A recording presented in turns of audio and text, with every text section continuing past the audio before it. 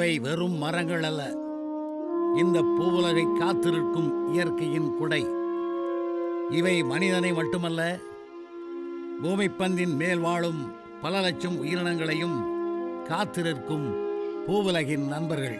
ஆனால் இவைகளை வெறும் மரங்களாக பார்க்கும் அதிகார ஆளும் சக்திகள் வெட்டி சாய்த்து அதை பணமாக்க முயற்சி செய்கின்றன.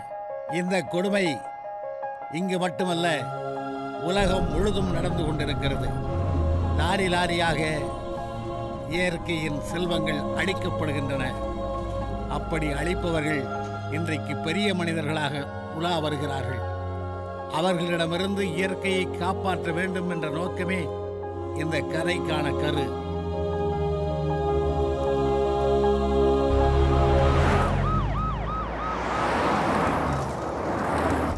Sir, transfer list sir. பணம்லாம் வாங்கிட்டீங்களா? அம்மா கிட்ட கொடுத்துட்டேன் சார்.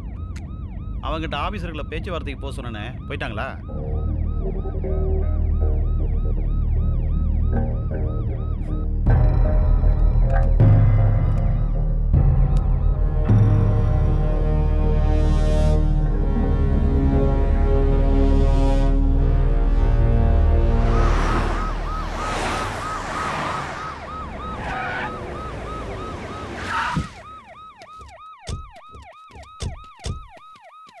சார், நாகராஜ் சோழனை முறையான எஃப்ஐஆர் எதுவும் போடாமல் தீவிரவாதிகளை அடைச்சி வச்சு என்கொயரி பண்ணுற மாதிரி பண்ணுறது நல்லதுன்னு முதலமைச்சர் நினைக்கிறாரு. ஆனால் பின்னாடி பெரிய பிரச்சனையாகும் பாருங்க. You are right.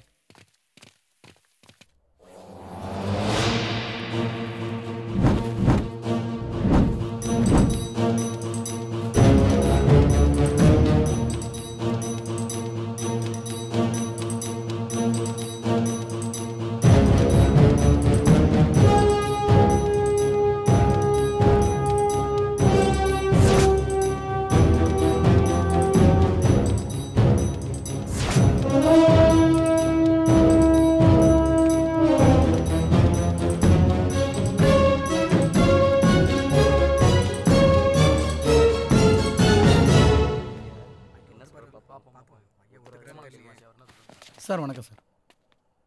ஆட உட்காருங்க, உட்காருங்க. யோ செஞ்சேரி மலை, நீ என் கூட டெல்லிக்கு வந்த ஞாபகம் இருக்கா? அங்கே பார்லிமெண்ட்டில் தமிழ்நாடு கேன்டீனை கண்டுபிடிக்கிறதுக்குள்ள உனக்கு டங்கு வேறு அந்து போச்சு. நீ டெல்லி பிரதிநிதி. ஒரு மனுஷன் ஒரு வருஷம் ஊரில் இல்லைன்னா, அரசியல் இல்லைன்னா என்னென்ன கூத்தடிக்கிறீங்க ஐயா? உங்கள் முதலமைச்சர் பண்ணின கொலைகள், கரப்ஷன்ஸ், இது சம்பந்தமான ஃபைல் எங்கிட்ட இருக்கு. அதே மாதிரி நான் பண்ண கொலைங்க, கரப்ஷன்ஸ், நோட்டு லோஸுக்கு அது சம்பந்தமான ஃபைல் எல்லாம் அந்த ஆள் கிட்ட இருக்கு.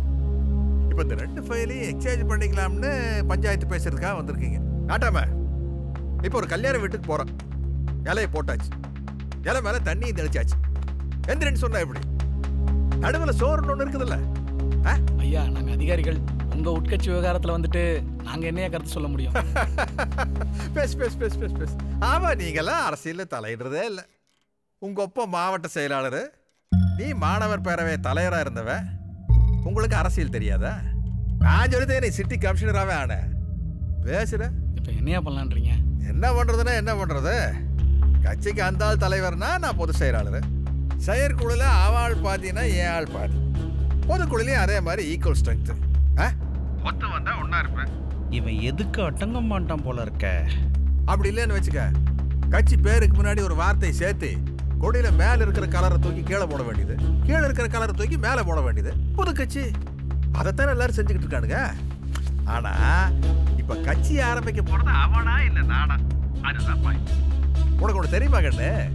சொத்து பாதுகாப்பு குழுல 90% ஏன் ஆளுங்க. நீ கட்சி ஆபீஸுக்கு வாடகைக்கு வீடு தேடி நாயா பேயா அலைய வேண்டியிருக்கு. சென்னையில சினிமாக்காரனுக்கு கட்சி ஆபீஸுக்கு வீடே கொடுக்க மாட்டானுங்க.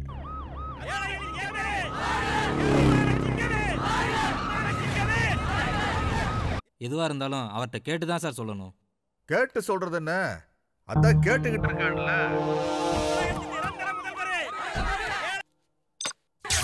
என்னன்னாச்சு? ஒன்றும் இல்லை, கை கதவுல மாட்டேங்குது. சரி விடு விடு. குமாரசாமி, உனக்கு எப்படி மைக்கில் பேசணும்னு சொல்லி கொடுத்தவனே நான் தான். என்கிட்டயே மைக்ரோஃபோன்ல பேசுறியப்பா. யார் பைக்கில் சைக்கிள் கிடக்காரனாக்கு? ஏயா அவனை எல்லாம் பேச விட்டு நீ உட்காந்து கேட்குறியா? அவனை போய் உட்கார. யோ போயா போய் உட்காரியா. நான் சொன்னதெல்லாம் மைக்கில் அனௌன்ஸ் பண்ணு பா. இந்த மகிழ்வான நாளில் இன்னொரு மகிழ்ச்சியான செய்தி. இதை அறிவிப்பதில் எனது உள்ளம் ஓகை அடைகிறது. பொது வாழ்க்கையில் எனது ஆருயிர் நண்பர் நாகராஜ சோழன் அவர்கள் அரசியலில் இருந்து ஒதுங்கியிருந்தார்கள். அவர்கள் கட்சியின் வேண்டுகோளை ஏற்று மீண்டும் தீவிர அரசியலில் ஈடுபடுவதற்கு சம்மதித்திருக்கிறார்கள். அவரை கட்சியின் பொதுச் செயலாளராக நடந்த செயற்குழுவிலும் பொதுக்குழுவிலும் ஒருமனதாக முடிவு செய்யப்பட்டது. என்னக்கா இது பொதுக்குழுல முடிவெடுத்தேன்னு சொல்றாரு? அண்ட புழுகால இருக்கு. பொதுக்குழு கூட்டி என்னைக்கு முடிவு எடுத்திருக்காங்க? அவங்களா முடிவு எடுத்துட்டு சொல்லுவாங்க. கையெழுத்து போட்டுட்டு போயிட்டே இருக்க வேண்டியதுதான். ஆமா, 4 காசு சம்பாதிக்கிற வழியே பாப்பியா? அதை விட்டுட்டு கேள்வியை கேட்குற? எனது நண்பர் அமைச்சரவையில் முக்கிய பொறுப்பு ஏற்க உள்ளார். அது என்ன பொறுப்பு என்பதை கூடிய விரைவில் அறிவிப்பேன்.